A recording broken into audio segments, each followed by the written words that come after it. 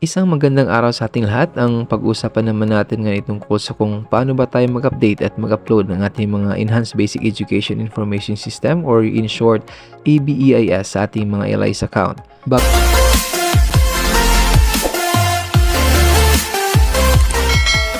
Bago ang lahat, kung hindi ka pa nakapag-subscribe sa aking channel, ay pa-subscribe na rin ako. Samahan mo na rin ng like and share. You can also hit the notification bell for you to become updated sa lahat ng mga videos na ina-upload ko. Maraming salamat!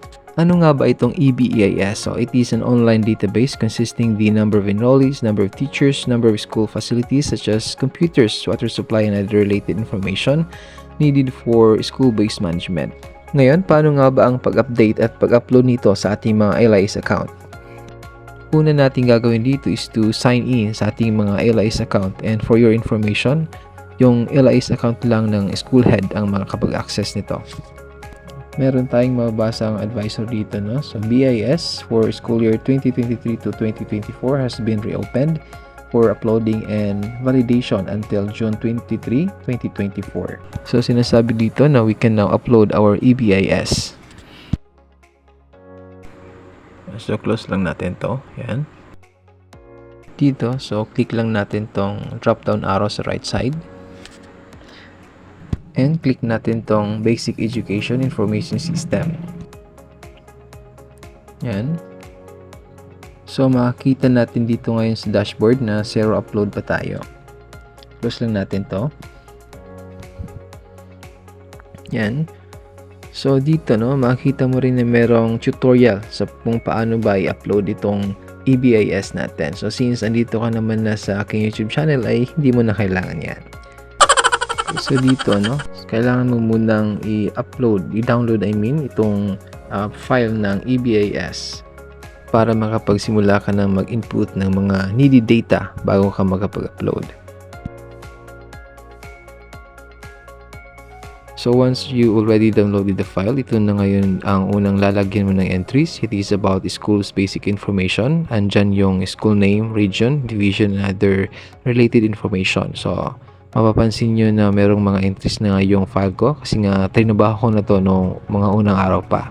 Dahil nga sa medyo madami-dami ring tables na kailangan mong lagyan ng mga accurate entries dito. So I think it is more than 30 tables. So kailangan mo rin talaga ng mabahabang oras para matapos mo to. Gaya nga ng sinabi ko kanina, dapat na accurate yung ilalagay mong entries dito. Hindi pwede na magkaroon ng discrepancies, halimbawa sa number of teacher by gender. Dapat na consistent yung lahat ng tables na kailangan yung information. Okay, so halimbawa dito, no, so merong makikitang error signs sa mga kabilang tables. So, ibig sabihin, hindi nagtali yung information na inilagay ko. It is about number of personnel. So, ayusin mo lang to para mawala yung mga error signs. Okay, so since naayos ko na siya, no, so wala nang problema at nawala na rin yung mga namumula dito. Okay, so importante na i-check mo lahat yung tables para masigurado mo talaga na wala ng errors.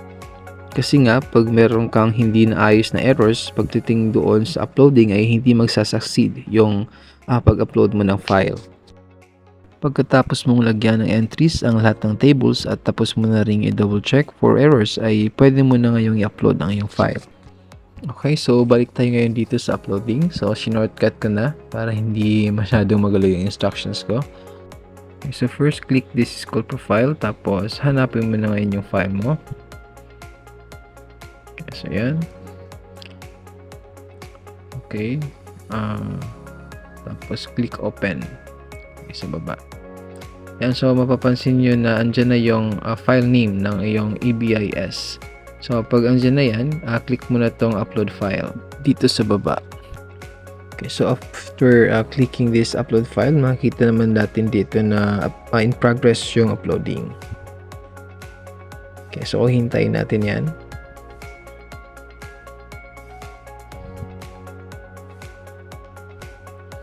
Okay, so medyo siguro matagal to, depende sa internet connectivity natin.